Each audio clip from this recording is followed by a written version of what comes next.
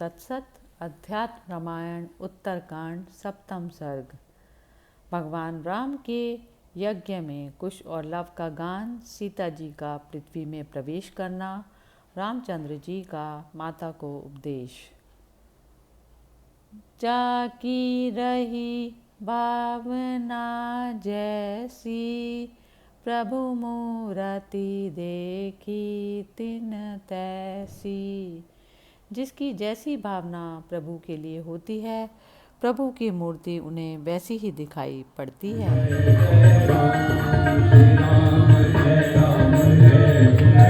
महादेव जी पार्वती जी से बोले। वाल्मीकि मुनि के इस प्रकार समझाने पर तुरंत ही कुश का सारा भ्रम जाता रहा और वह अपने अंतःकरण से मुक्त होकर बाहर से संपूर्ण क्रियाएं करते हुए विचरने लगा।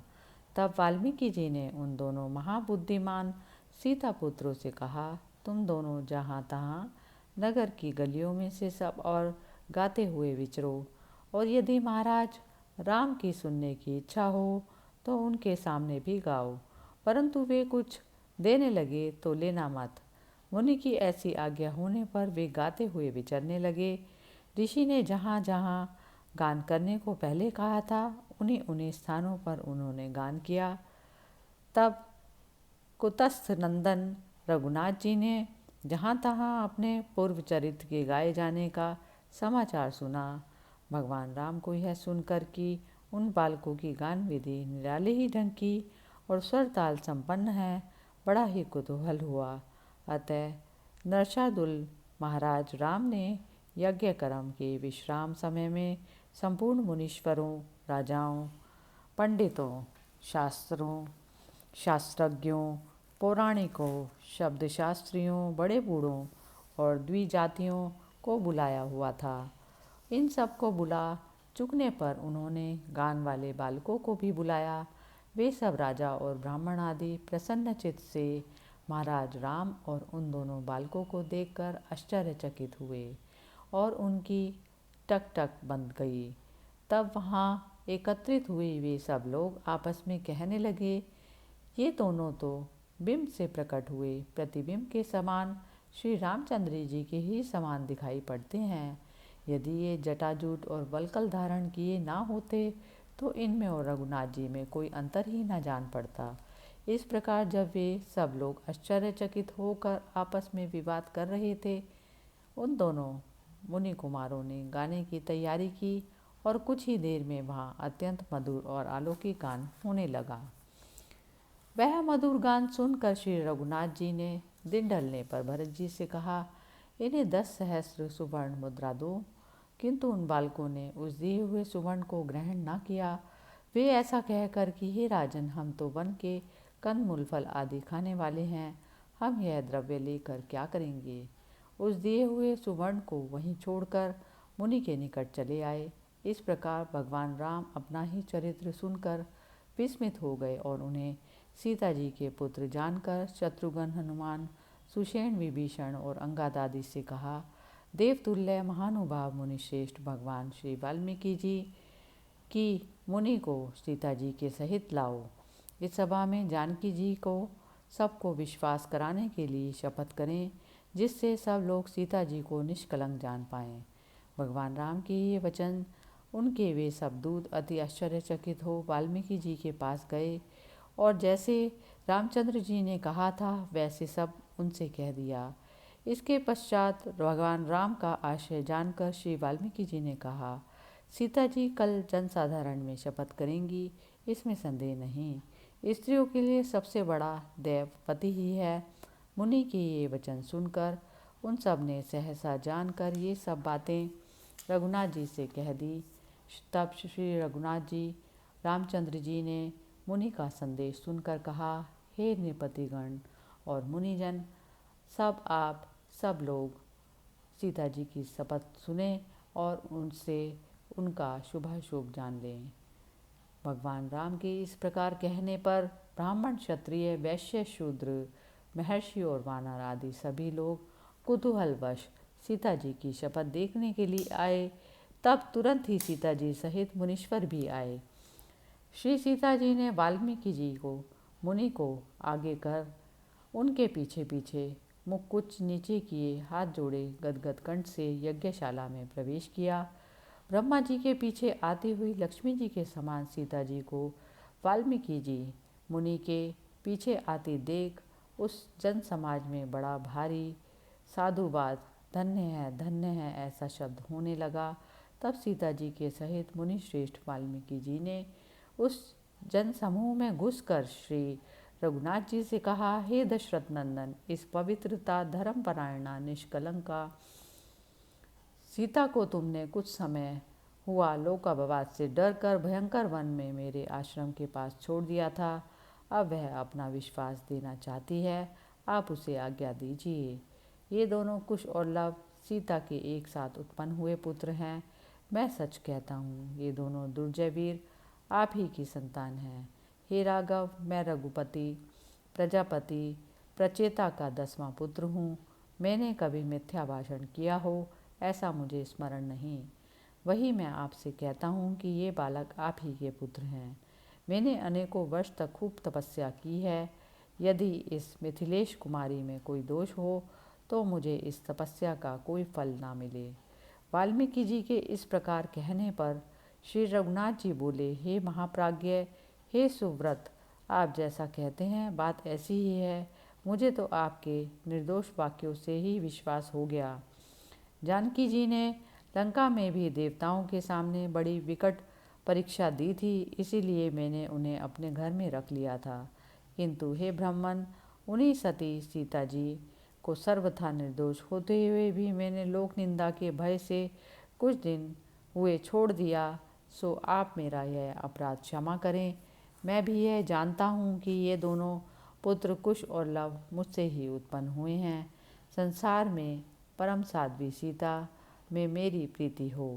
उस समय राम जी का अभिप्राय जानकर समस्त देवगण अति उत्सुक हो ब्रह्मा जी को आगे कर सहस्त्रों की संख्या में वहाँ आए तथा बहुत से प्रजाजन भी प्रसन्नचित्त से वहाँ एकत्रित हुए। तब रेशमी वस्त्र धारण किए उत्तर की ओर मुख और नीचे की ओर नेत्र खड़ी हुई श्री सीता जी ने हाथ जोड़कर कहा, यदि मैं भगवान राम के अतिरिक्त अन्य पुरुष का मन से भी चिंतन नहीं करती तो पृथ्वी देवी मुझे आश्रय दें। श्री सीता जी के इस प्रकार शपथ करते ही भूमि तल से एक अति अद्भुत परम दिव्य और अत्यंत श्रेष्ठ सिंहासन प्रकट हुआ। वह सूर्य के समान तेजस्वी सिंहासन दिव्य शरीरधारी नागराजों द्वारा धारण किया हुआ था। तब पृथ्वी देवी ने जानकी जी को अपनी दोनों भुजाओं से प्रेम पूर्वक ग्रहण कर उनका स्वागत किया और उन्हें आसन पर बैठा लिया। तब श्री सीता जी सिंहासन पर बैठकर रसातल को जाने लगी तो उन पर दिव्य पुष्पों की निरंतर वर्षा होने लगी और देवताओं के मुख से साधुवाद का अति अद्भुत और महान घोष होने लगा। आकाश में स्थित देवगण नाना प्रकार के वचन बोलने लगे।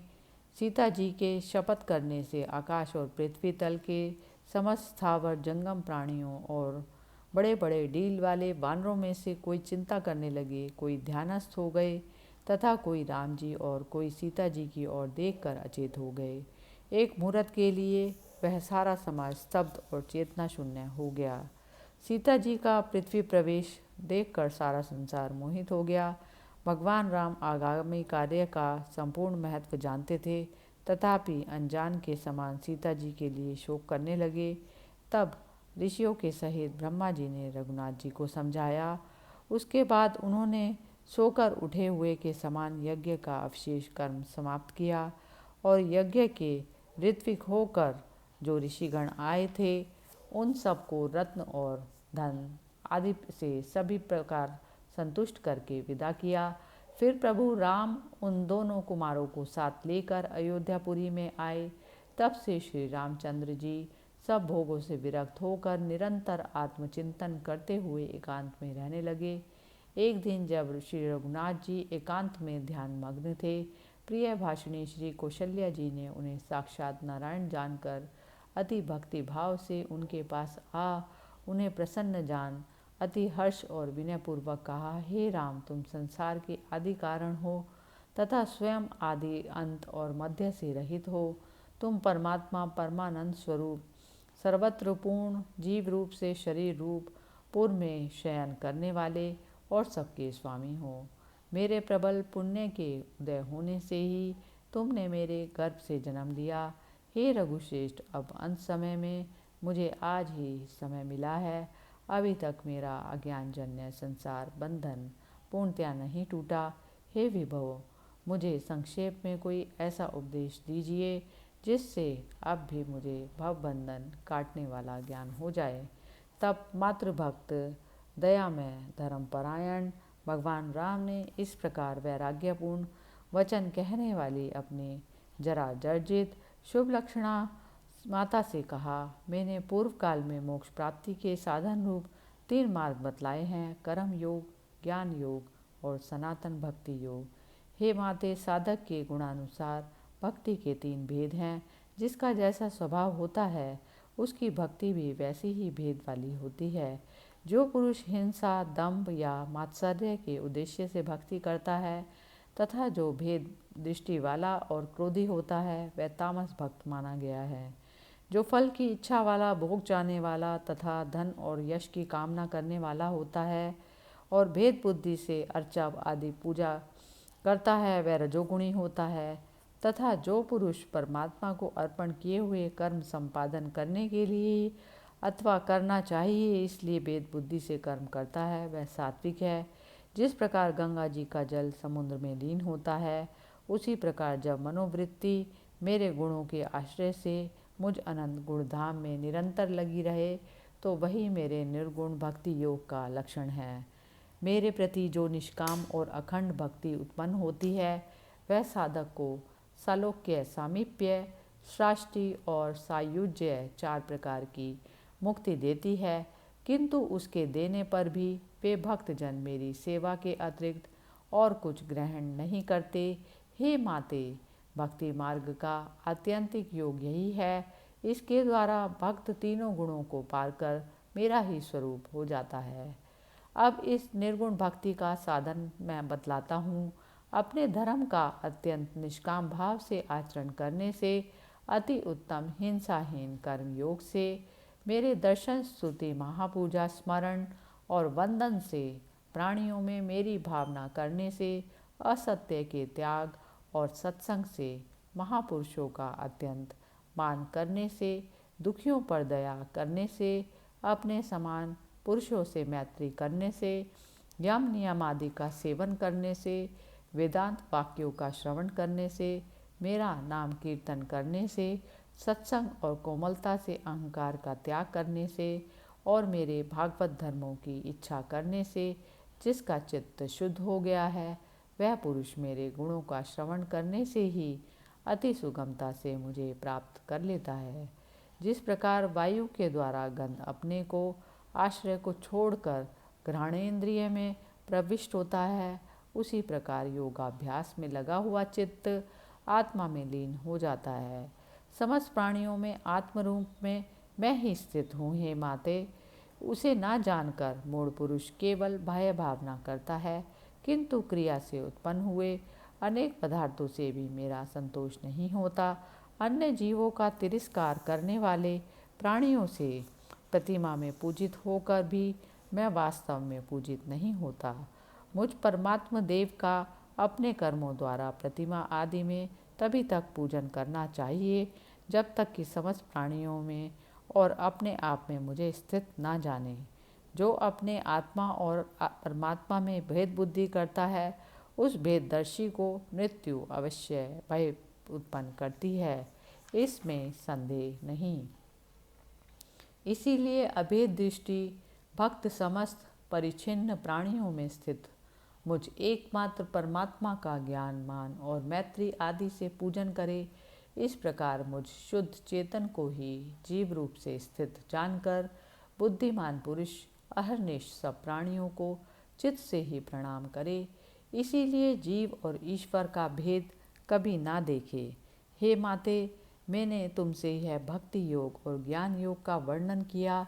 इनमें से एक का भी अवलंबन करने से पुरुष आत्यंतिक शुभ प्राप्त कर लेता है। अतः हे माते, मुझे सब प्राणियों के अंतःकरण में स्थित जानते हुए अथवा पुत्र रूप से भक्ति योग के द्वारा नित्य प्रति स्मरण करते रहने से तुम शांति प्राप्त करोगी।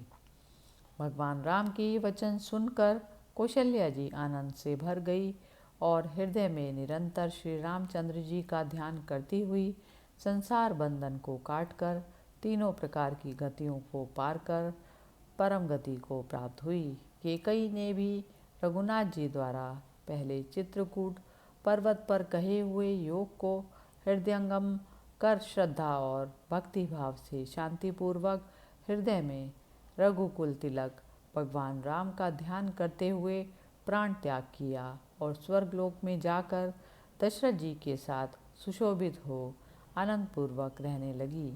इसी प्रकार श्री लक्ष्मण जी की माता अत्यंत विमल बुद्धि वाली सुमित्रा ने भी अपने पति का सामीप्य प्राप्त कर लिया। इति श्रीमद् अध्यात्म रामायणे उमा महेश्वर संवादे उत्तरकांडे सप्तम सर्गः समाप्त। हरि ओम तत्सत्।